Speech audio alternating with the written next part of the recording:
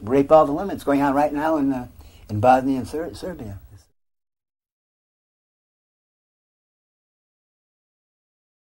I have left an enormous tract of paper. There are over almost 1,000 cartons. You've seen them around the house here with my archives. We have about 8 people working on my archives right now as a big university, putting up a lot of money to keep my archives.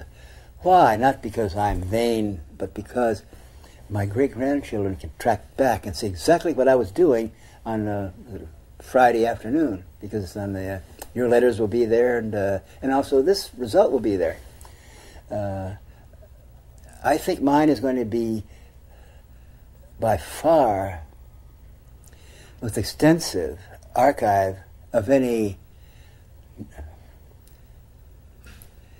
basic citizen. Kings and popes and presidents have more archives, but the archives are so dumb.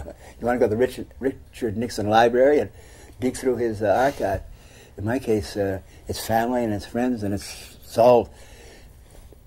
I would say that there's more media and more electronic signals coming out of this house right now than certainly any private house in history. Who cares if I'm the top 10? And notice that you're filming me here, and you're being filmed doing it. For the first time, we can store audio-visual because you can digitize it. Celluloid falls apart, and there's scratchy things, but now you can digitize any noise, any sound, any spoken word, as we're doing right now, and this conversation we're having can be watched in 100 years. It's going to be coded and so forth, and maybe your grandparents or children will want to see, hey, what's the old guy doing back then? And again, I'm treating myself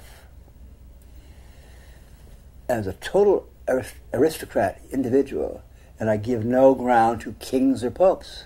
That's the basic American tradition of Yankee Doodle. I don't want to run the Catholic Church, and I'm not in competition, but I don't take any shit from these big people. And I think that the example of a private citizen keeping these records and archives of historically multimedia, we got computers. There's no question of it that my archives are going to be the first digital. God, we got hundreds and hundreds of digital program software and all that. And again, I'm not saying this because I'm vain or that I am important because I'm thinking this way. See? And once you think about it, it can be done. If I can do it, smarter people than I can do it. I'm giving encouragement and providing a model for people in the future who want to keep their soul alive or keep their spirit alive or to keep in touch with other people. When you read a book, maybe 20 years ago, but if you really like it, you're alive. You know what I'm saying? That's what the great thrill of reading. Of course, there you have the book being published by the printing presses and all that, but now it's individual. You've written 40 yourself. The concept of a book, see, doesn't exist because we're getting one book ready now. And even an article goes through like 7 changes all the time. People come in and change it because you can do it. The greatest advance in human intelligence and human culture is cut and paste. Takes a Bible, cuts something out there and pastes it in with the Playboy. Being able to move information around. Not the way the publisher or the writer wants it, because they don't want you to touch their work. I was in a plane once, and one of my own books. I was going through the printed book, and I was annotating. And when I read a book, I usually have a string of "oh no" or "oh shit" or "how stupid can it be." This is just my reaction. And the woman, an older woman, says, "Sir, I don't think you should be doing that." I go, "What?" "Well, you're marking up that book so that no one else can read it when you get back to the library." I said, "Sorry, this is my book, and I think I'll be able to." You're lucky I don't use it as toilet paper. You understand the point there. Bill Burroughs did cut and paste. Oh, we owe it so much to William Burroughs and Brian Gysin. And, of course, James Joyce, the Irish poet, who tremendously influenced Burroughs and Gysin and Gibson and all of Joyce would cut up. In one sentence of Finnegan's Wake, one sentence, there'll be 6 puns in 4 different languages, and there'll be a play of the words on something sexual and something, and in one sentence, it's true. And that's cut and paste, cut and paste. And it's giving this incredible power to the writer, to the kid. Your kid in Sunday school, the Bible, she may want to change it and have Marilyn Monroe be the Virgin Mary. Why not?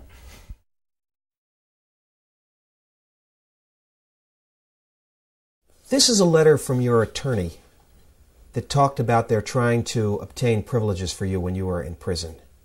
And when I read this saying, no typewriter, they took your typewriter away from you for 5 years, and I resent that. I'm angry about that to today. That tells us a lot about you and your lack of understanding of modern political situations. Nothing you're angry about. It impeded your writing. You had to, what, use a pencil? Well, before Gutenberg, we all used pencils.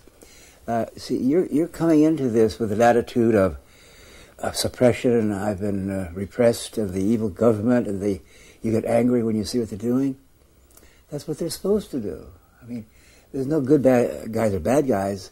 The priests and the politicians and the military, they're charged to keeping order and to keeping the old game going. And I belong to in every culture, the counterculture of artists and philosophers who are on the outside, and they can see what's going on, and their job is to pass back into our human species what's going on so that we can evolve that way. You're trying to make me into a victim. You're trying to make me into a martyr. I'm not that at all. I won out over every game I played with the government. They're not evil people. And what's the victimization here? Well, let me ask you, what you were charged with, these 2 joints, 2 roaches of marijuana, today it's practically legal in California. You get $100. Now you're talking, see, now you suddenly, he's the new Shapiro, he's the new lawyer. Now you're a lawyer, and you say there's the law and all this and that, see? There's no law when it comes to priests and politicians keeping themselves in power. Watergate and Iran scam, you name it. There's no pretense at decency and law here. It's politics, and that's the way it's played.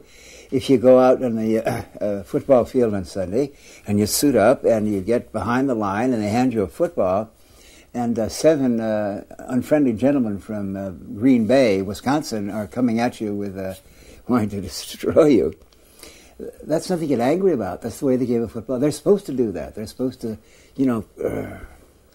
sack the quarterback. It's my job to say things, it's like the Emperor's New Clothes, say things that everybody really knows are there, but everyone's afraid to say it. The Emperor has no clothes. Mother Teresa is a narrow-minded, virginal, sex pervert. Mother Teresa, she's running around India and Bangkok saying they should reproduce and reproduce. Yeah, I'm saying these things. The Pope is probably one of the most dangerous men that ever lived, going around in medieval costumes, dressed in drag, going, and also he's a lying. Wow. They're all lying now, the Protestant priests and the Catholic priests and the bishop, the fundamentalists, yeah. So that's what they're supposed to do. How can you be angry at the great game of society and culture? There's no good guy, bad guy. We're just playing different, and I have a great respect for a person like Gordon Liddy. I've debated his ass up and down, every college in the country, and I have an affection for him. He doesn't believe any of that stuff he says. It's the CIA line. Gordon Liddy, he gets up there. It's good to know Liddy's around because he'll tell you exactly what the Pentagon has got ready for you on the next weekend news,